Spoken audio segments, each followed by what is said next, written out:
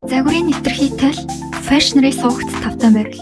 Шүүгээ дөрөн хувцастай мөртлөө өмсөх юм олдохгүй байна уу? Аль эсвэл тэрэн дагаж бусдад зогсон стайлтай зохиохгүй нэг л биш байгаад байна уу? Энэ нь зүгээр л та өөртөө тохирсон стайлаа одоо хүртэл олоогүй байна гэсэн үг. Тиймдээч нэг л хэвийн байн өмсдөг уснаасаа уйдаж эхэлдэг. Ихэнх хүмүүс хувийн стайл гэдэг аль нэг тогтсон стайлыг сонгох ёстой гэж боддог. Гэвч үнэндээ дэлхийд 20 гаруй үндсэн стайл байдаг ч хүмүүсийн ихэнх нь тэдгээрээ хослуулж өөрийн гэсэн давтагдагчгүй хэм маягийг бүтээж өөрийн стайлыг тодорхойлдог гэдгийг ойлгодоггүй. Тиймээс таны зорилго нэг стайлд өөрийгөө хязгаарлах биш харин танд хамгийн сайн зохицох элементүүдийг нэгтгэх явдал юм. Стайл гэдэг маш олон янз байдаг бөгөөд холимог байж болно. Хүчээр ямар нэгэн тренд дагах албагүй ч гол нь танд таалагддаг тухтай байх нь чухал. Ингээд өөрийн гэсэн хувийн стайлаа хэрхэн олох, хөгжүүлэх талаар ердийн 5 алхмыг танилцуулъя. Өөрийнхөө стайлыг олно гэдэг зүгээр гой хувцас авах биш. Өөрийгөө олж таньж мэдхээс эхэлдэг.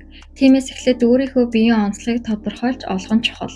Жишээ нь мөр жижигэнтэй бол мөрийг урт тэгшгэн харагдуулах мөртэй хөрөм цамд сонгох гэх мэт. Энэ нь таны биений онцлог галбирч ямар эсвэртэй хувцас хамгийн сайхан төгс зохицох вэ гэдгийг олох юм. Зөвхөн гой харагдах биш өмсгөд биед хамгийн тухтай эвтэйхэн байхаас гадна тухайн хувцасны загвар нь таныг тодотгож өгөх нь чухал. Мөн таны өдөр тутмын амьдралын чанар юунаас бүрддэг вэ? Ажлын онцлог, уулзалт, аялал эсвэл чөлөө цаг гэх мэт. Стилийн 70% нь таны өдөр тутмын бодит амьдралд тохирсон байх ёстой. Тиймээс амьдралын хэв маяг болон өөрийнхөө биеийн онцлогийг тодорхойлоорой. Одоо та яг ямар стайлаар хувцалдаг вэ? Тэр нь таны яг хүсдэг стайл мөн үү? Ямар төрлийн стайлуудад дуртай вэ гэдгээ эхлээд тодорхойлж, өөрийн дуртай хэв маяг, гоо зүв болон визуал мэдрэмжийг нэг дор цуглуулж, харааны баримжаа авах. Гадаад орчин болон интернетээс танд шууд гүн сэтгэл төрүүлж буй хувцалтуудыг өнгөний хослолууд гэх мэт зургуудыг нэг дор цуглуулах. Нийт цуглуулсан зургуудаа нэг дор харахад маш тодорхой татамжууд гарч ирнэ. Жишээ нь давхарлаж өмсөх дуртай байна уу? Хурц өвөрмөц эсгүүртэй хувцас татагдаж байна уу? Эсвэл минимал өнгөнүүд давангаалж байна уу гэх мэт өөрийнхөө хэв маяг гоо зүг олж илрүүлэх. Таны шүүгэнд хизээ нэгэн өдөр өмсөндөө гэд хадгалаад байдаг өмсдөггүй хуснууд байдаг л үсттэй. Тэгвэл эдгээр хуснуудын дийлэнх нь дахиж өмсдөггүй. Учир нь сэтгэлийн хөрлөөр авсан аль эсвэл таны өөрийн жинхэнэ хэв маягийг тодотгох хувцас биш байдаг. Одоо шүүгээгээ нэгээ сүүлийн 1 сард хамгийн олон удаан өмссөн, өмсөх бүртээ тухтай эсвэл өөртөө итгэлтэй санагддаг 3 хувцас гаргаад хараарай. Тэдгээр хувцсны нийтлэг тал нь юу байна? Магадгүй бүгдээрээ сул эсгүүртэй юу? Баруун саармаг өнгөтэй юу? Чанартай зузаан материалтай юу? Гэх мэтчлэн энэ нийтлэг чанар бол таны стилийн 50%-ийг бүрдүүлж чадна. Тиймээс таны өмнө цуглуулсан зургуудтай таны дээр 3 хувцас нийцэж байна уу? Хэрвээ тийм бол 3 хувцас дээрээ өөрийн гэсэн ганц өвөрмөц деталь нэмж өгөхөд таны стиль тодорч эхэлнэ. Ингээд тэр 3 хувцас дээрээ суйрлаж дараа нь тохирох шинэ хувцсуудыг сонгоход хялбар болно. Мэдээж стиль бол тогтмол зүйл биш. Тантай хамт хувсан өөрчлөгддөг. Тренд болгон танд зохих албагүй ч өөрийн стилийг олсон хүн трендийн араас хөдөлдөг биш харин өөрийн стилдээ трендийг хэрхэн усахгаа маш сайн мэддэг.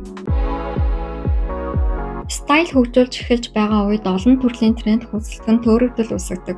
Тиймээс хамгийн ихэнд чанартай суур хувцснууд дээрээ төвлөрөөрэй.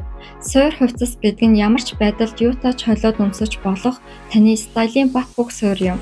Байшингийн суур сайн байвал дээр нь ямар ч дизайнтай байшин байж болдогтой яг адилхан. Стайлтай хүмүүс олон хувцастай байдаггүй харин хоорондоо цогцдог, олон янзаар хосолдог чанартай хувцастай байдаг. Ямар ч хувцастай амархан хосолдог, моднаас гардаггүй чанартай хөрөм, өмөц, цагаан цамц гэх мэт өөрт тань төгс суудаг хувцснуудыг сонгох хэрэгтэй. Ингэхдээ эсвэр болон материалын чанарт голчлон анхаарах. Жишээ нь энгийн цагаан цамц, джинсэн өмөд байхад л гээд сахин хүрдэг өмсөд спортлог. Хурц эсгүүртэй пижак, дүүпл өмсөд л ажил хэрэгч. Өвөрмөц бүс тод аксессуар зүгээд л шууд гоёлын стайл болж хувирна. Тиймээс суур хувцас зөв чанартай сонгосон байхад та цаашид ямар ч стайлаар чөлөөтэй туршилт хийх боломжтой болно. Суур хувцас бүрдүүлсэний дараа түүн дээрээ таныг бусдаас ялгарах онцлог буюу гарын үсэг нь нэмж эхэлнэ. Энэ нь бусдаас ялгарах таны стилийн нэрийн хуудас юу вэ гэдэгт оршино. Жишээ нь дандаа оверсайз пижак, хурц нүүр будал, өвөрмөц эмэг гэх мэт таныг онцлох гарын үсэг юм. Өөрийн онцлогоо олохын тулд энгийн хувцлал дээрээ хурц эсгүүртэй пижак, өвөрмөц доторлогоо, тод аксессуар эсвэл давхарлаж хувцлах техник гэх мэт ганцхан гол акцент оруулж ямар деталь танд хамгийн гоё зохицохыг туршиж үзээрэй. Товчхонтой суур хувцас бол цагаан цаас харин таны деталь болон эсгүүр акцентууд тэр цаасан дээр зурагдах гарын үсэг юм. Мэдээж стайл бол тогтон зүйл биш, тантай хамт хусан өөрчлөгддөг. Өмнө зохицох гэж боддог байсан зүйл одоо зохихгүй байж болно. Тиймээс шинэ зүйл туршихаас хэзээ ч бүү байгаарай. Загварын талаарх сонирхолтой баримт түүх, хэрэгтэй мэдээллийг авахыг хүсвэл subscribe дарж нэгдээрэй. Баярлалаа.